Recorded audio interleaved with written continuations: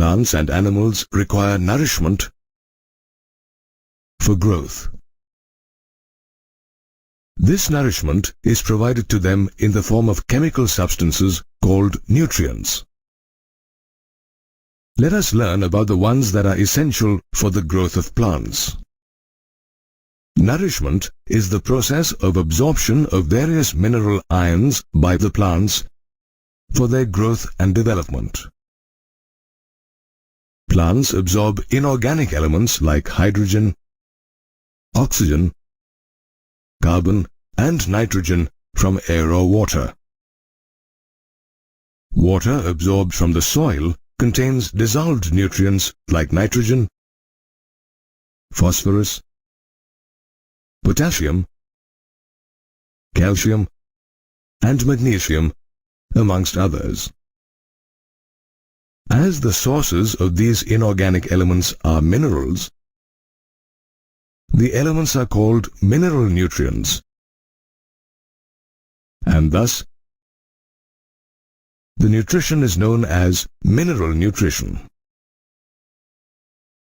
Roots absorb 60 of the 105 elements found in nature. However, only 17 of them are considered essential for plant growth and development.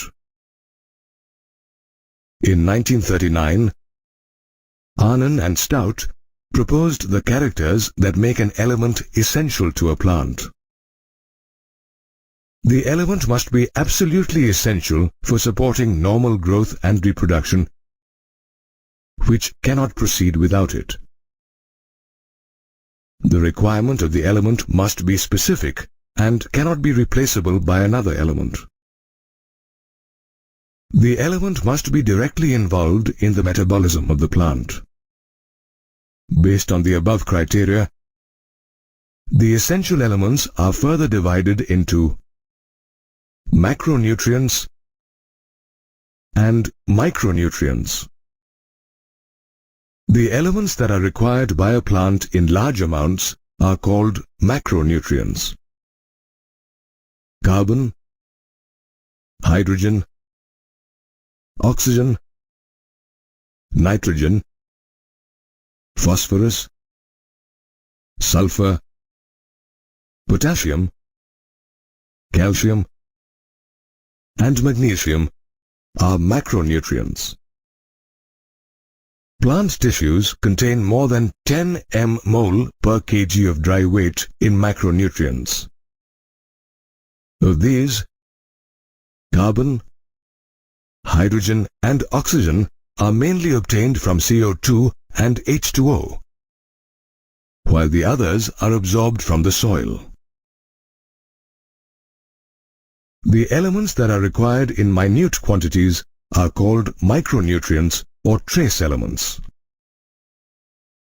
Iron, manganese, copper, molybdenum, zinc, boron, chlorine, and nickel are examples of micronutrients. Plant tissues contain less than 10 mmol per kg of dry matter. In addition to the 17 essential elements, there are some beneficial elements such as sodium, silicon, cobalt, and selenium. Higher plants require them for their metabolism. Essential elements have different functions, based on which they are classified as structural elements of cells, components of energy-releasing chemical compounds, activator or inhibitor of enzymes, and elements that maintain osmotic potential. Elements like carbon, hydrogen, oxygen, and nitrogen are the components of biomolecules that are essential to a plant. Elements like magnesium and phosphorus are the components of energy-releasing chemical compounds like chlorophyll and ATP. Magnesium is an activator for enzymes like ribulose biphosphate carboxylase oxygenase, and phosphoenol pyruvate carboxylase. Potassium is responsible for the opening and closing of the stomata. Minerals as solutes play an important role in maintaining the water potential of a cell. Even small amounts of minerals in a plant can be detected using modern techniques. The elements that are required by plants in large amounts are called macronutrients. Examples are carbon, hydrogen, oxygen, nitrogen, phosphorus, sulfur, potassium, calcium, and magnesium. They are used as building blocks, and their unavailability leads to retarded development of the plant. The concentration of essential elements below which plant growth is retarded is termed as critical concentration. Each nutrient assists in a particular growth area, and hence the deficiency of each element creates different symptoms in a plant. The symptoms disappear once the deficient element is supplied.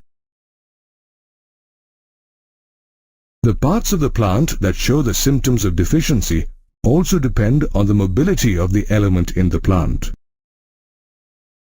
Elements with more mobility export to younger leaves, making older leaves prone to symptoms.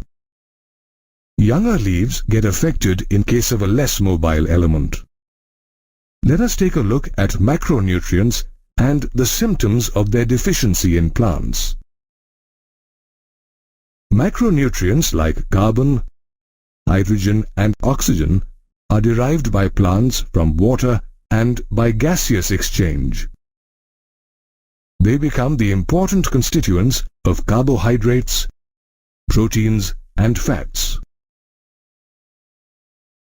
Nitrogen, the other important macronutrient, is obtained from soil either in the form of nitrate, nitrite, or ammonium salts. Nitrogen is required in all parts of a plant's body. It is mainly found in meristematic tissues and biomolecules like proteins, nucleic acids, vitamins, hormones, coenzymes, and ATP. The deficiency of these elements leads to symptoms like stunted growth, chlorosis, and inhibition of cell division. Phosphorus is absorbed by plants from the soil in the form of phosphate ions. It is required more in younger tissues like root tip and stem tip. It promotes healthy root growth and fruit ripening. It is an important constituent of cell membranes, nucleic acids, nucleotides, and coenzymes. Phosphorus is required in all phosphorylation reactions of the plant. The deficiency of phosphorus causes symptoms like loss of older leaves, poor growth, dull green coloration of older leaves, and yellow coloration of lower leaves. Potassium sulfate and potassium nitrate supply the plant with potassium. It is required by meristematic tissues, buds, leaves, and root tips. It helps to maintain the anion-cation balance in cells. It is involved in protein synthesis, opening and closing of the stomata, activation of enzymes, and maintenance of turgidity of cells. The deficiency of potassium leads to chlorosis, necrosis, rosette or bushy habit of growth, reduction in stem growth, and inhibition of cell division. Plants obtain sulfur from the soil. Growing parts like stem tips, root tips, and young leaves require sulfur. It is a constituent of amino acids like cysteine and methionine, making it an important part of proteins. Vitamins like thiamine, biotin, and coenzyme A also have sulfur. Sulfur deficiency leads to symptoms like chlorosis and inhibition of cell division. Calcium is absorbed by plants in the form of calcium ions from calcium carbonate. It is needed in meristematic tissues and differentiating tissues. It accumulates in older leaves. Calcium plays an important role in cell division. It synthesizes pectin in the middle lamella of the cell wall and helps in the formation of the mitotic spindle. It is involved in selective permeability of cell membranes. It activates certain enzymes like ATPase. The deficiency of calcium leads to the death of meristematic tissues, stunted growth, and necrosis. Magnesium is absorbed as exchangeable cation in the soil. It is a constituent of chlorophyll in leaves. Magnesium maintains the ribosome structure and activates the enzymes of respiration and photosynthesis. It is also involved in the synthesis of nucleic acids. The deficiency of magnesium leads to symptoms like chlorosis and necrosis. This leads to withering of leaves. The elements that are required in minute quantities by plants are called micronutrients or trace elements. Some examples are iron, manganese, copper, molybdenum, zinc, boron, chlorine, and nickel. In plants, they occur as the constituents of enzymes that catalyze biological reactions and are present throughout the body of a plant. Let's take a look at micronutrients in detail. Iron is taken in by plants in the form of ferric ions. It is seen along the leaf veins and is a constituent of ferredoxin and cytochromes. It activates the enzyme catalase and is essential for the formation of chlorophyll. It is reversibly oxidized from Fe2+ to Fe3+ during electron transfer. The deficiency of this element leads to symptoms like chlorosis in young leaves, necrosis, and inhibition of chloroplast formation. Manganese is another trace element which is absorbed as manganous ions. It is required in leaves and seeds.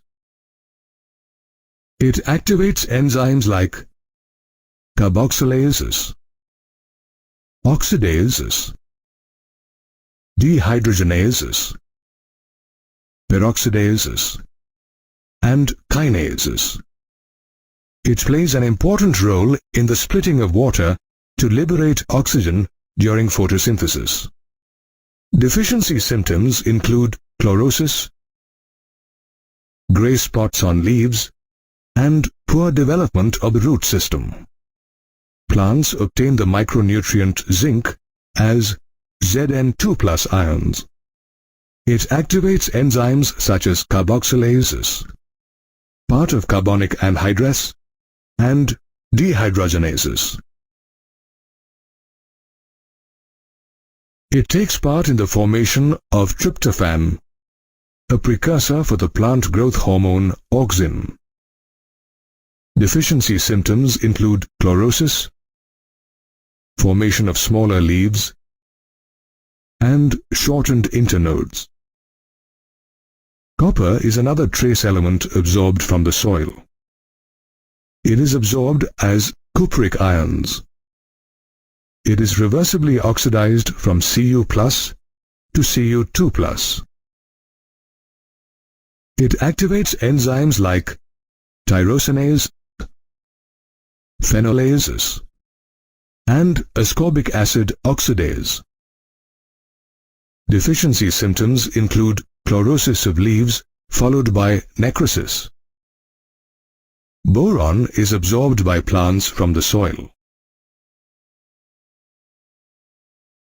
Plants require boron in its leaves and seeds. It is required for the uptake and utilization of calcium, pollen germination, cell elongation, cell differentiation, and carbohydrate translocation. Deficiency symptoms of boron include cracking of stem and curling of leaves. Molybdenum is absorbed by plants in the form of molybdate ions. It is particularly needed in the roots. It plays an important role in nitrate reduction and nitrogen fixation. It activates nitrogenase and nitrate reductase, which participate in nitrogen metabolism. Deficiency symptoms include chlorosis and inhibition of cell division. Chlorine is absorbed in the form of chloride anion Cl-. With Na+ and K+, chlorine helps in determining the solute concentration and the anion-cation balance in the cells. It is essential for water splitting and oxygen evolution in photosynthesis. The deficiency of chlorine leads to wilting of leaves. Nickel is absorbed in the form of Ni2+. It is required by leaves, shoot, and seeds. Seeds need nickel to germinate. The deficiency of nickel leads to a failure in the production of viable seeds. Let us consider a different case in which there is an increase in the micronutrients. This is termed as toxicity. Any mineral ion concentration in tissues that reduces their dry weight by about 10% is considered toxic. Toxicity levels differ from plant to plant. In soybean, manganese is toxic at a concentration beyond 600 mg per gram. The sunflower plant shows toxicity symptoms only beyond 5,300 mg per gram. Sometimes, due to the excess concentration of an element, the uptake of another element may decrease. For example, excess manganese competes with iron and magnesium for nutrient uptake. The excess manganese also competes with magnesium. Manganese toxicity results in brown spots in leaves and chlorosis. Excess manganese in plants checks the flow of chlorine to the shoot apex. That is why manganese in toxic concentrations leads to deficiency of iron, magnesium, and calcium. Studies on the mechanism of absorption of elements in plants have revealed two main phases of absorption. The first phase is a passive process. and the second phase is an active process.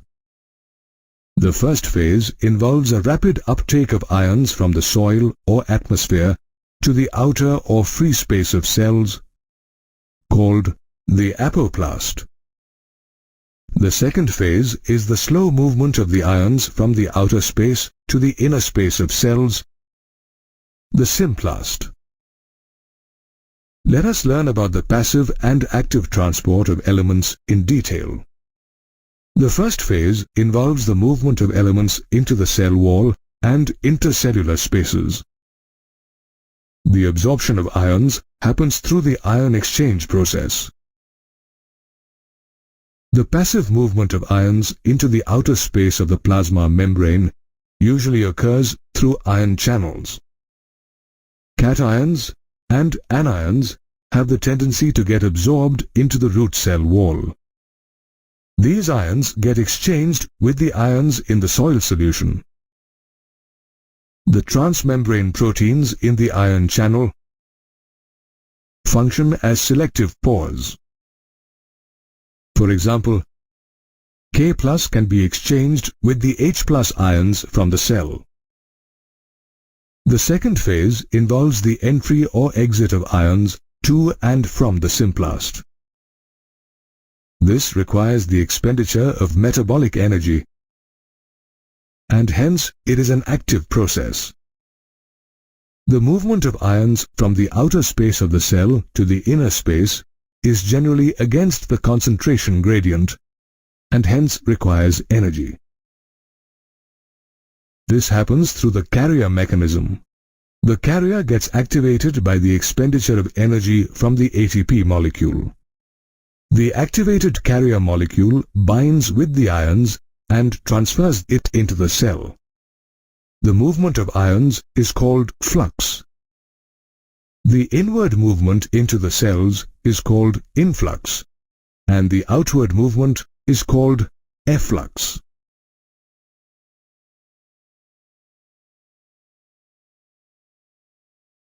The movement of ions from the root cells to other parts of the plant happens through the xylem tissue.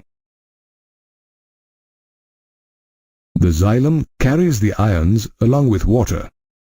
This is called translocation. Translocation is aided by transpiration. An analysis of water in the xylem shows the presence of mineral salts.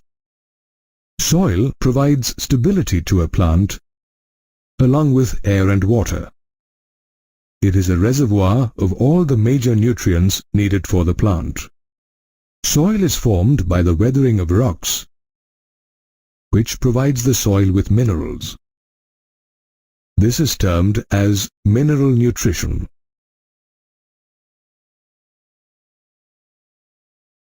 Soil also contains microbes such as nitrogen-fixing bacteria, which help plants by fixing nitrogen from the atmosphere into the soil. The deficiency of minerals in the soil affects the plant, and hence, fertilizers that have the deficient mineral are added to the soil. This ensures the supply of the deficient element to the plant. Nitrogen is an important element for living organisms, as it is an essential constituent of amino acids, nucleic acids, alkaloids, chlorophylls, vitamins, and hormones. It is one of the major constituents in the atmosphere and comprises 78% of all gases by volume. However, atmospheric nitrogen cannot be used by plants. Only a small amount of nitrogen is present in soil, and plants compete with microorganisms for it. Atmospheric nitrogen is in the form of elemental nitrogen, which requires a large amount of energy to break it into forms suitable for living organisms to absorb. In nature, elemental nitrogen is converted into oxides with the help of electrical nitrogen fixers such as lightning, thunder, and ultraviolet radiation. Some of these nitrogen oxides are brought to Earth by precipitation as rainfall. But most of it is biochemically fixed by microorganisms. This is called biological nitrogen fixation. Plants absorb nitrogen in the form of nitrates through their roots, which then transport it to the leaves. Nitrogen in plants reaches animals through the food they eat. When plants and animals die, the organic material in them returns to the soil. The nitrogen in dead plants and animals is decomposed by ammonifying bacteria to form ammonia. This process is called ammonification. Ammonia formed by ammonification is converted into nitrites and nitrates by nitrifying bacteria in the soil. This is called nitrification. During the nitrifying process, chemoautotrophic bacteria such as Nitrosomonas and Nitrococcus act on ammonia and oxidize it into nitrite. Nitrites are further oxidized into nitrates by the bacterium Nitrobacter. Nitrates in soil are either taken up by plants or are processed by denitrifying bacteria, which release them as elemental nitrogen into the atmosphere. This process is called denitrification. Examples of denitrifying bacteria are Pseudomonas, Thiobacillus, and Micrococcus. Now let's quickly recap the nitrogen cycle. Atmospheric nitrogen is fixed into ammonia biologically by microorganisms. Industries, forest fires, automobile exhaust, and power generating stations also release oxides of nitrogen into the atmosphere through combustion. Ammonia in soil is converted into nitrites and nitrates by nitrifying bacteria, thereby enabling plants to absorb nitrates from the soil. Nitrogen compounds from plants are passed along the food chain to animals, which ultimately return it to the soil when they die. Nitrogen from the dead and decaying organic matter is converted into ammonia by ammonification. Denitrifying bacteria then convert the nitrates back into nitrogen. In nitrogen cycle, we learned that air is a very rich source of nitrogen. The use of microorganisms is one way to make atmospheric nitrogen available to the soil. Let us study this process in detail. In the atmosphere, nitrogen is available in diatomic form. Only a few microbes can fix this nitrogen. These microbes have a special enzyme called nitrogenase, which reduces nitrogen to ammonia. The process by which these living organisms fix atmospheric nitrogen by converting it to ammonia is called biological nitrogen fixation. Nitrogenase is sensitive to oxygen. Even low concentrations of oxygen can make it irreversibly inactive. Microbes that possess this enzyme are called nitrogen fixers. Nitrogen fixers live independently or as symbionts. Examples of free-living aerobic nitrogen fixers are bacteria such as Azotobacter, Clostridium, Klebsiella, and blue-green algae such as Anabaena and Nostoc.